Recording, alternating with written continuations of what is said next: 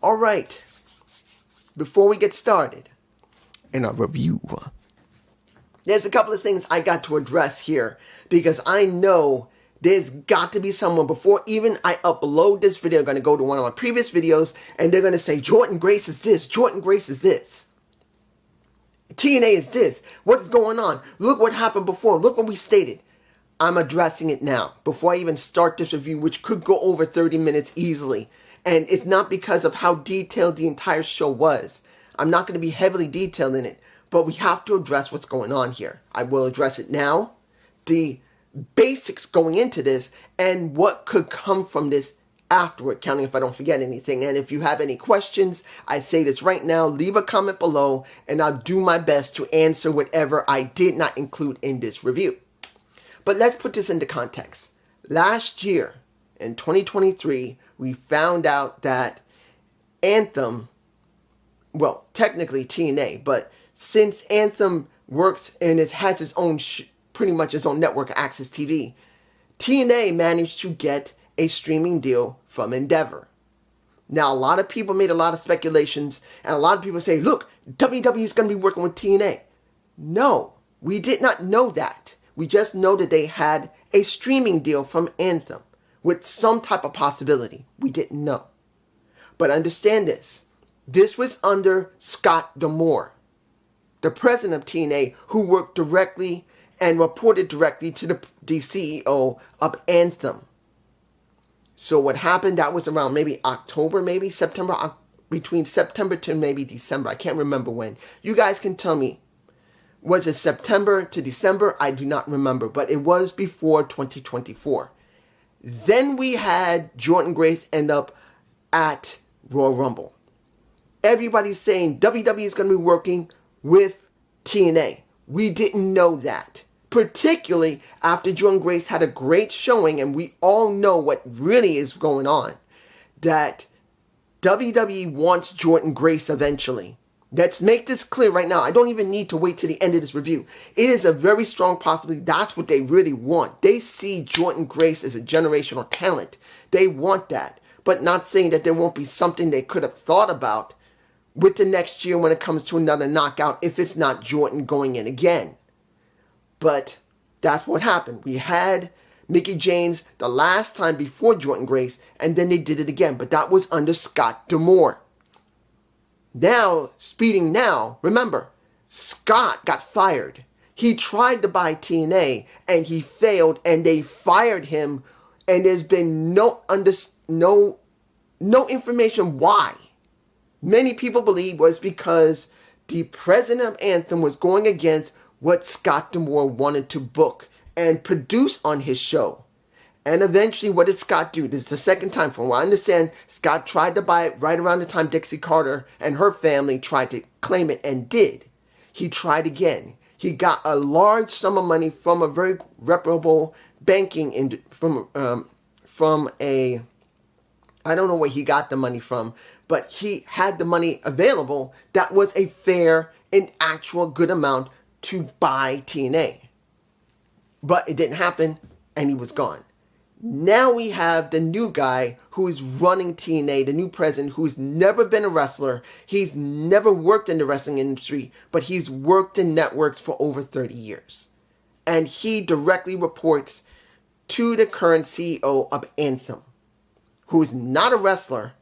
He's never been in wrestling, and the only thing he's looking at is business. This is what we got, whether you want to hear me or not. This is the context from 2023 into what we got now. Now, I'll talk about what the implications could be, but let's start. Let me give it to you like this. Opening with Ava. Well, we open with Ava. We open with Sexy Star. We open with the damn title that they're going to be producing. Let's make this clear. Tell me if I'm wrong. The Women's North American Championship looks better than the titles that are currently being used on the main roster. Tell me if I'm wrong. It looks better. I mean, yes, it looks like the male's version of the North American Championship, but it's not the point. It looks better. And that just makes things look bad when it comes to the main roster's own titles, which are so damn generic.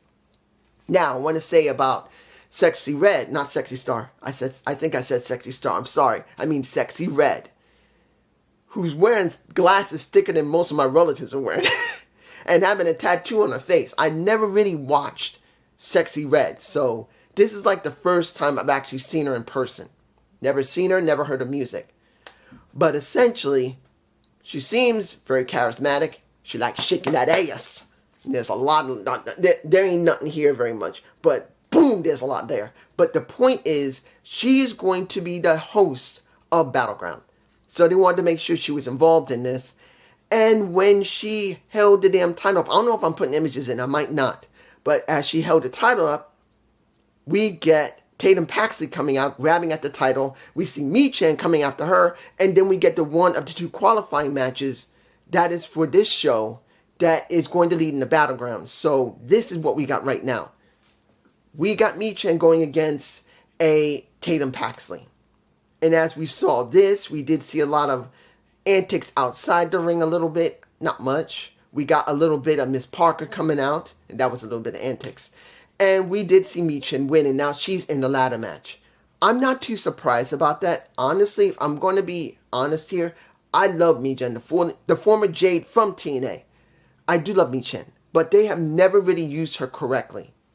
She's a very long-known and long well-respected veteran in the industry. Girl can work. She's worked for years. So seeing her at the end where she's going to be in a ladder match, I'm not too surprised. But I am kind of surprised that Natalya was not included in the ladder match, because as one of the most staples in WWE, you would hope they would have put her in there, but either she chose no or they just didn't want to do it. This is just me. You guys can tell me below. I do believe that you could have put her in there even if she wasn't going to win. Yes, I know you're going to say, dude, she's been in every one of them. We hate her. She's one of the most staple women they had. We've had women come and go for decades, and she's one of the few that's still there, who looks still good in the ring. Yeah, she's never been a great talker, but she's one of the best they have. That has been there long enough, that put over good people and bad that don't work very well. Next, second match. We got Riley versus... let me give it to you like this. We still don't know how far we're going to go here, because it looks like Chase U might be splitting up. Because when we see Riley Osborne going against Ridge Holland, and Holland winning, and Osborne still not believing at all in him. And at the end, when it was all over, and you see, really, when you see the match, and you see that it was Thea trying to keep him in check from losing his rage, and she managed to do that. And the match was generally clean. And Riley couldn't stand it. He still thinks he's lying, that he's bad, and now Duke believes him. It looks like you're going to have a division. And my feeling is this, what's going to come down to, you're going to have Ridge and Andre Chase versus Duke and Riley eventually. I think they're going to have a tag match. And you're going to have Duke with Andre Chase. And it's going to be finally the decision what's going to happen with Ridge, with Duke, with... Riley has always been like somewhere okayish, but not. And then Thea. So it's a hard one to say which direction they're going to go. Are they really splitting up Chase U fully? Where it's going to be Andre working with Ridge, and then Duke's going to work with Riley. Don't know. It's a big question. Next. The OC versus the Jobbers, sadly. Iufe and Blade. We see Reese get nailed by, I believe it might have been a Iufe. I believe that was the one who nailed him. I don't think it was Blade that nailed him, but nailed her. I think the reason I'm botching here is that the OC are really focused on taking out Axiom and Nathan Frazier. And the only real strong jobbers they have are these two guys that have been jobbing heavily for so long. And they've been on there for so long. You think one of two things. One, next year they must go to the main roster and do something with them. Or two, by next year you need to release Blade and Iufe. any fee. You need to really release them because we've seen them so much jobbing, so much. And yes, you could say they're doing something with Reese, but it's really not enough. So they need to be either brought to the main roster and have a new character or released. That's what I think it is at this point. Moving on to the fourth match. Jordynne Grace versus Lola Vice. Because what happened in the back? And I guess they got to give Lola Vice something to do. You got to give her something before the underground match at Battleground. Because that's what this is all about. She's having an underground match at Battleground. I would have liked to have a cage match at Battleground. Not a steel cage match. A cage match like they used to do in Black and Gold years ago. Where it would just be just like a straight up MMA match. That one would have been really interesting. But we're getting a underground match, which is basically a cage match. But I'd rather hear the word cage than underground. Because of how terrible that Raw Underground was. And then they transitioned it over to NXT where it has some merit. It had some merit. But in this situation where they're going to be basically where UFC resides, it would have been better to actually have a cage match, not an underground match. I feel the only way it'll make sense is they keep the octagon, they bring in the octagon around the ring and leave it like that. That would make it really interesting that you combine UFC with WWE under TKO and you combine them both. That's what it feels like it should be. But of course, you know who won that. Lola Vice. Next, let's put Dante Chang versus a... What can I really say about Dante Chang and him on Level Up? I haven't watched it. Or was it Speed? Is it Level Up or Speed? I think he was in Level Up, and now he went to Speed, and now he's up against Alexis King because they already let him beat Alexis King. And the kicker here is... what are we supposed to do with Alexis King? Seeing him now lose twice because he has a match and he lost twice to Dante Chang. What are we doing with Alexis King? Does this really mean Alexis is going to get more built up before he goes to the main roster? Because he looks like he will eventually go to the main roster. He's already pretty polished as it is. It just counts on what gimmick they're going to give him before he goes over to the main roster. Because if you look at the situation, if we still had Vince in charge, and if I say, dude, you don't say the one who not be named as well. He's got to be named. He's not like the other one. Yes, he's done bad, but we have to mention Vince in these situations. If Vince was still in charge, Alexis King would have already came forward, and maybe he might have been using his original name, Brian Pillman Jr. That's what name he might actually be using on the main roster. So Vince would have pushed his ass to the moon because that was Brian Pillman's son. Here, I'm glad they're not pushing like Brian Pillman Jr. They are giving him his own gimmick. They gave him his own name. But the question is, what are they going to do with him as it stands as a king?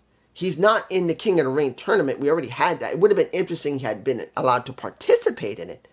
Because he's using the name King. But they didn't go there. So what is the end game for him? Dante Chu has won that match. That's 2 on Alexis King. But what will we really get? I don't know. You guys, comment below.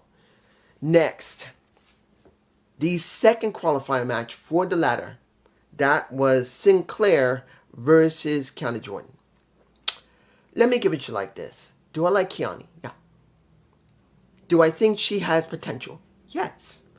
Do I believe she is still a little bit too gymnastically inclined? Yes. She's not enough of a wrestler. She's more like this, like Soruka. And I really like Soruka. There's something about Soul I like a lot. She has some... I think it's because since she's from the West Coast and she has the attitude of a surfer. You can really see that in her promos. You can see that in her work in the ring. Next to being a D division gymnast, because she's one hell of a good gymnast. Compared to most people, even Tiffany Stratton, she's actually more gymnastically inclined than she is.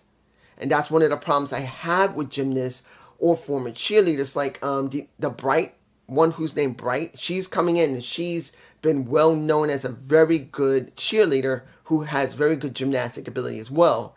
But they always tend to be way too much gymnastically inclined and not enough wrestling inclined. You have to come up with a good balance. You don't want to have it like this, and you don't want to have it like this. You want to have it like a little closer, giving up a little bit of their gymnastic ability for a little bit more of psychology and grappling in the ring. Because remember, as much as many people say it's all about the wrestling, that's bullshit. It's a little more. It's about strategy in the match to make it interesting. Remember, psychology is key.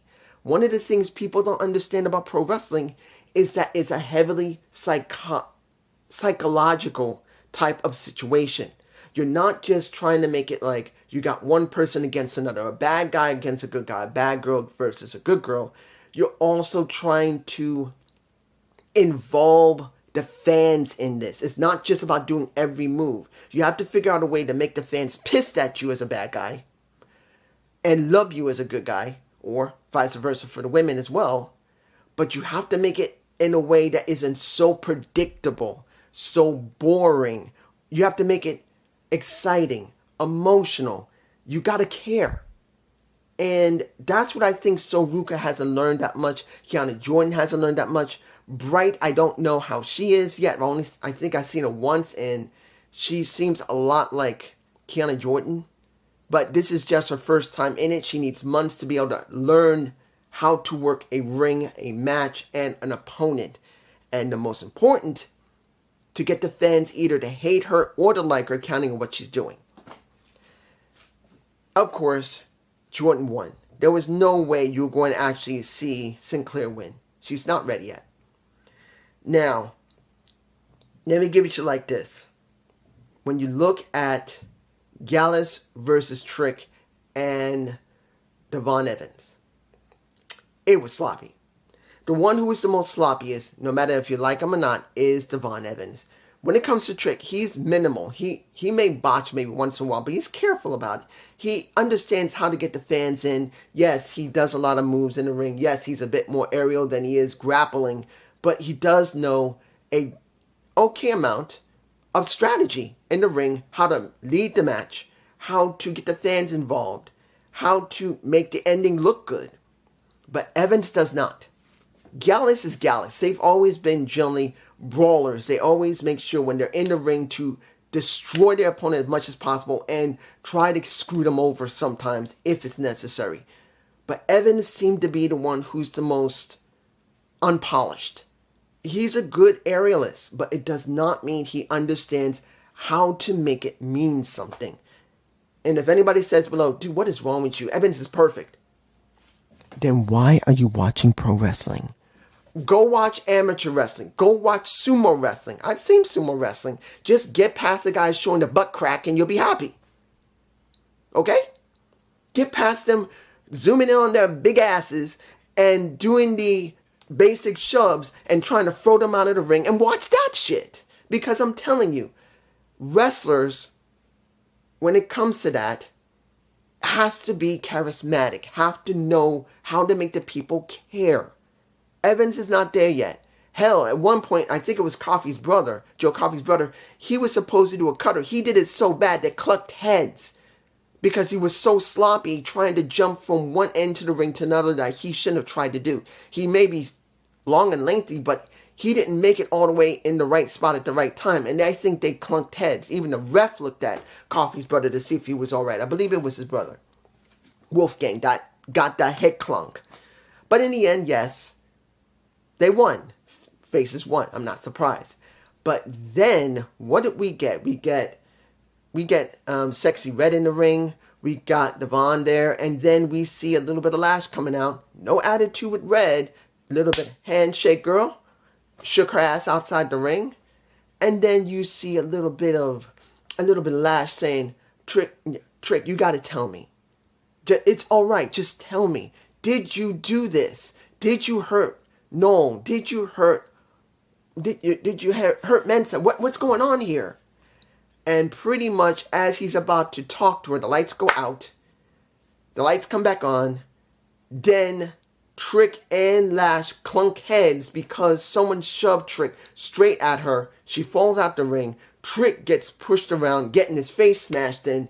And once we saw the face, we knew, because let's make this clear. We already knew that Ethan was done with AEW. Has not been there for a bit. We know that his contract was nearing its end because he had nothing left to do. They weren't really doing much with him. He did have that moment with Matt. He did have his moment with Scorpio Sky, but it was a point where there was nothing more for him to do, so he left. And now he's in AEW. Even Vic Joseph saying, wait, it's Ethan Page. He was from A. And you hear we get to, no. He had to stop him from saying AEW, which wouldn't have been a problem. In fact, at this point, before I get to the segments in the back, before we get to what was going on, particularly when it came to Jordynne Grace, let's make this clear. I'm saying this now as someone who's been reviewing all these shows. We've been viewing TNA, we've been viewing AEW, reviewing NXT. We still review pretty much SmackDown and the pay-per-views or TNA Plus shows from all of them. That's what I've done. I can tell you this. When it comes to WWE, well, TKO WWE, they got no problems if they mention AEW at this point. You know why? Because at this point, AEW is like this. They just don't have anything 100% stable yet. Look what we just had. We literally had double or nothing, and we got what? We got an exploding chair in Dax Harwood's face. We had a Darby Allin strung up by his surgically repaired ankle, and he still haven't fully recovered when he got hit by the bus, which is crazy enough that you think he should not even come on the show yet. He got hit by a damn bus in my neck of the woods of New York. And then what did we get? We literally got Jack Perry, the former Jungle Boy, getting set on fire on his freaking legs, and they had to put him out. AEW legitimately is having some problems. That show was damn long, but shockingly pretty good. But they're still like this. No focus. At least not yet. The question's going to be, as I said in my Double Nothing review, what now? What are they going to do going forward? Yes, they got MJF back. They just did that with Jack Perry. They did that with Darby Allin. They did what they did to Dax Harwood, getting hit in the chair in the head. Mercedes now won the TBS title. What will they do? So as coming back to this, TKO WWE didn't have a problem. They could have just said whatever the hell they wanted, and it would give a little bit of AEW a little bit of rub, but it wouldn't do anything, because if they still haven't focused on what they need to do for the damn show, and it keeps going all over the place, it don't make a difference. They're going to hurt themselves no matter what. That's what it comes down to it.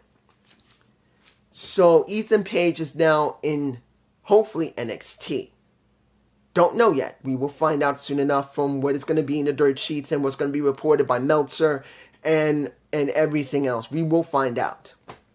I don't know if, because of what we just had with Jordynne Grace, I don't know if just Alex is going to do a review of NXT, or at least he will report on it maybe right now. I don't know if JD will even care. I know he'll know about it. He does watch NXT, but he doesn't review it. I don't know how many other people like myself still review NXT. I might be one of the few that still consistently, not that people haven't done it, but I've been consistent since 2.0. Other than when I got sick or got hurt, like when I fell in the street about a year and a half ago, I've been consistent doing NXT 2.0 until now to 3.0. I'm one of the few who have. One of the few. So I don't know if they're going to do it. Now, let's get to the meat and potatoes of some of the stuff we got here. Let's get to the meat and potatoes, because this is what we need to talk about. Now, first things first. Eddie Thorpe is back. He had a vid pack talking about how he's been dealing with wanting to heal himself and talking to a bruja, as he said it, his guardian. In other words, more like a spirit guide than anything else. Talking to the ancestors and that. You got to know, for me personally, as a possible having Native American blood in me, because I am pretty mixed. I may look Spanish because I know I got these Spanish ears, these little things here. I've been told I should get earrings in them. Ugh. But I supposedly also have Cherokee blood. So seeing that this is being done, the question is going to be where they're going to with Eddie. Is there going to be some change in Eddie other than what he's been doing? I don't know yet. He has had some good work with Dijak, and it hasn't been that bad, but now the question is how far they're going to go with him and what's going to happen. Next, we get, what can I say about, how can I say this? This is a hard one. Shawn Spears. I still don't know what they're going to do with Shawn.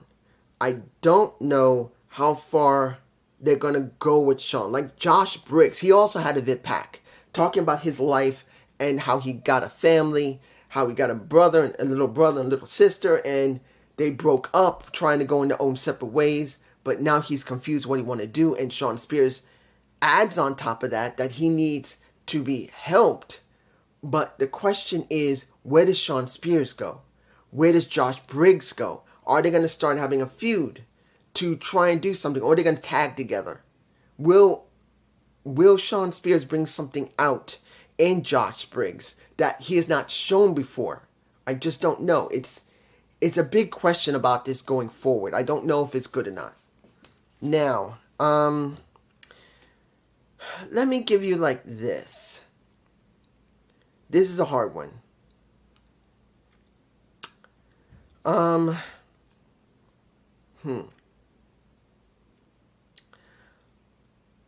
This is really a hard one because when it comes down to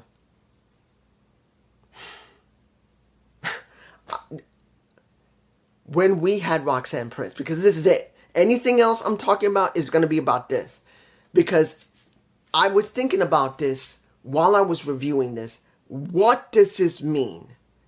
Now, I don't remember the name of the woman that she's going to be facing next week, and this is Jordynne Grace. I don't remember. She's supposed to be on Level Up or Speed. I think she's from WWE Level Up. I can't remember her name right now because that's the first time I saw her, so her memory is gone from me. I don't remember her name. But when you see Roxanne Perez and seeing how she was speaking, that unlike every other champion of NXT, where they think this title just springboards them somewhere else, I don't care. I wanted just this. This is all I want. I don't care about a damn thing other than this title. I wanted it for 9 years since I was 13 or maybe 12. And she started wrestling. She had to maybe do it around 11 or 12 years old. That only thing she wanted was this title. And she's been training to get to this title for 9 straight years. When you see this situation, you think, well, yeah, this is a good thing to say. This is good how she's booking herself, how she's being positioned, that she's that important, that she's that relevant, that no other title means anything. She doesn't care about the WWE title. She doesn't care about the WWE Undisputed title. No, World title and Undisputed title. She doesn't care about them. She doesn't care about the tag titles. She doesn't care about the North American Championship for the women. All that matters is this one thing that has been digging at her soul. Good. I'm glad that it's been happening. But now, who is her next opponent? Majority of the opponents that could be good for her are gone. Lara Valkyria is gone. We got, Kiani,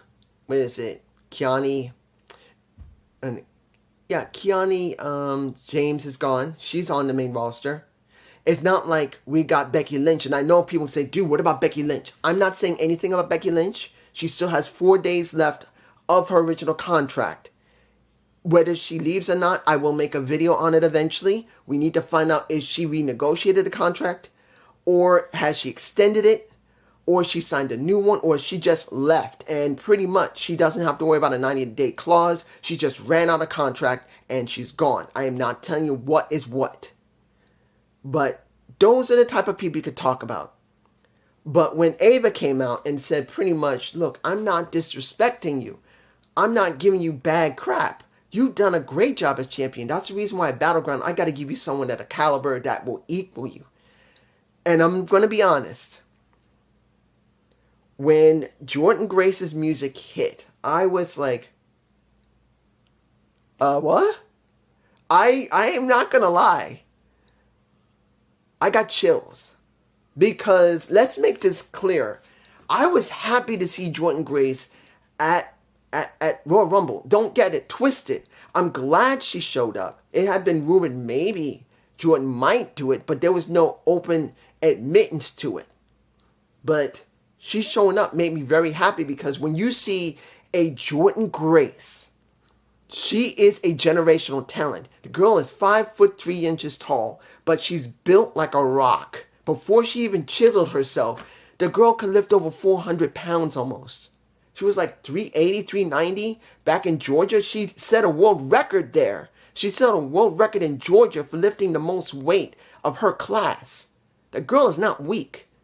She literally, at this point in her career, she's not even over 30 yet. She is the modern day China of professional wrestling. It's not Camille. It's not a Jade Cargill.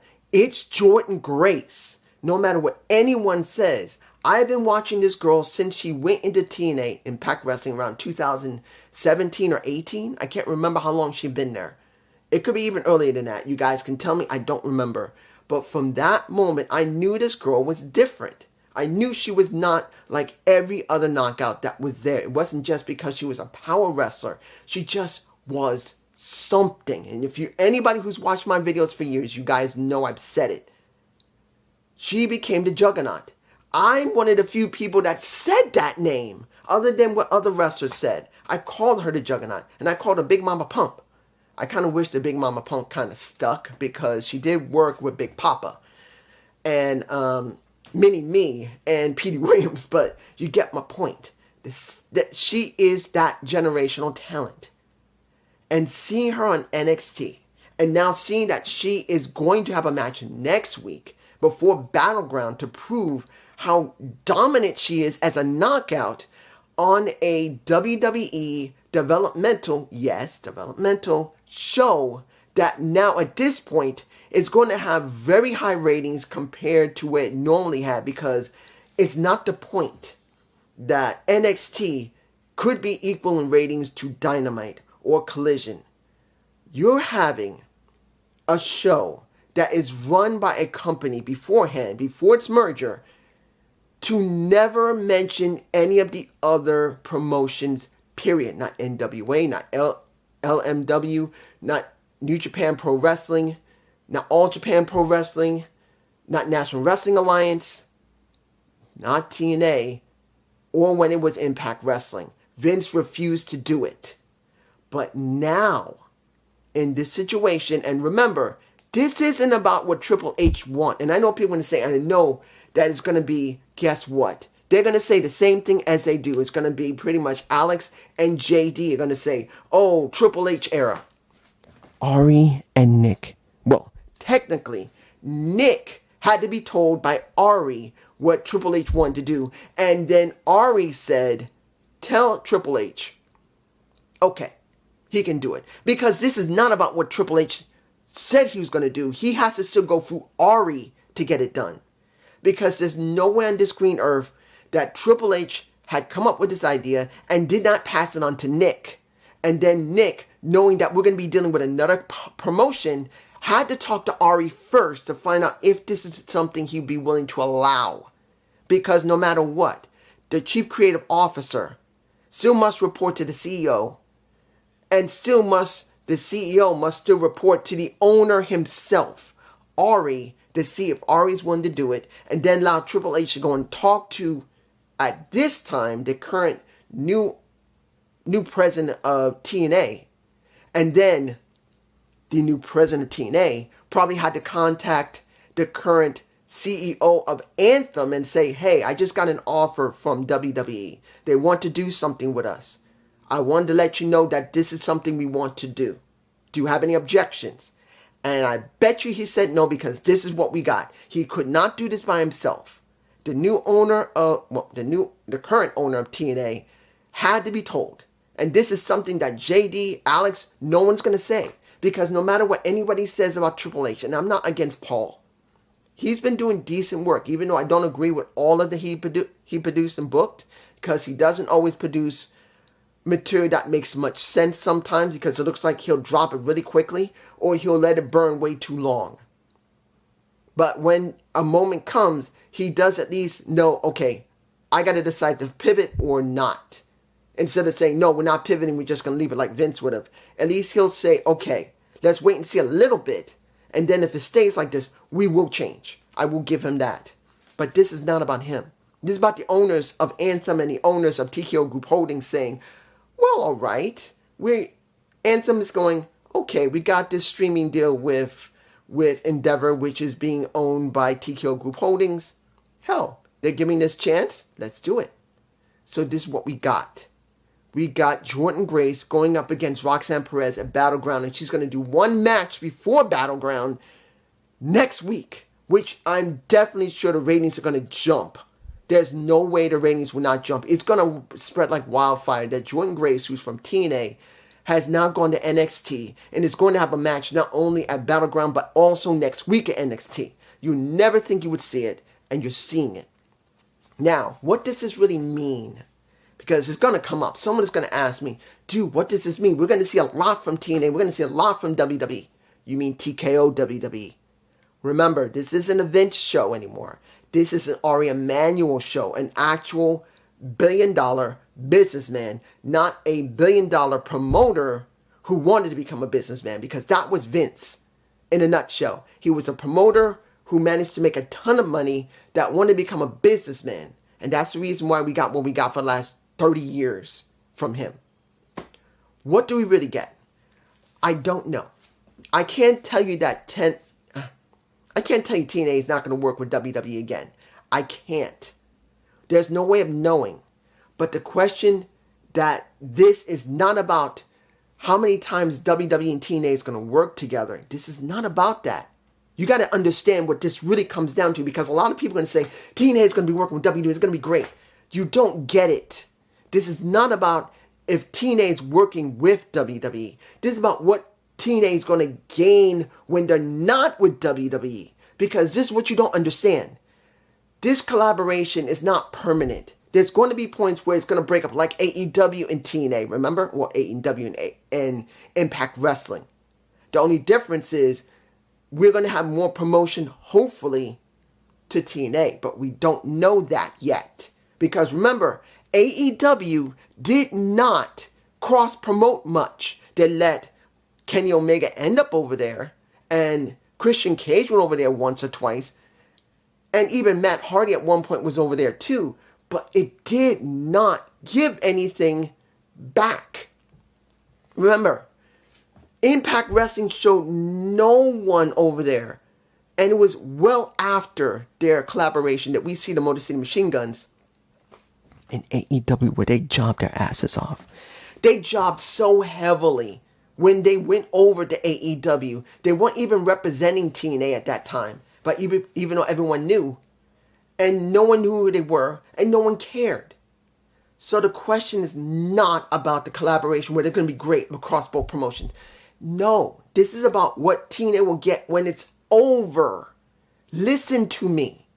What will TNA gain after the collaborations finish? Because this could be a one-time thing with Battleground, and maybe it might be another one after that. But what will TNA gain?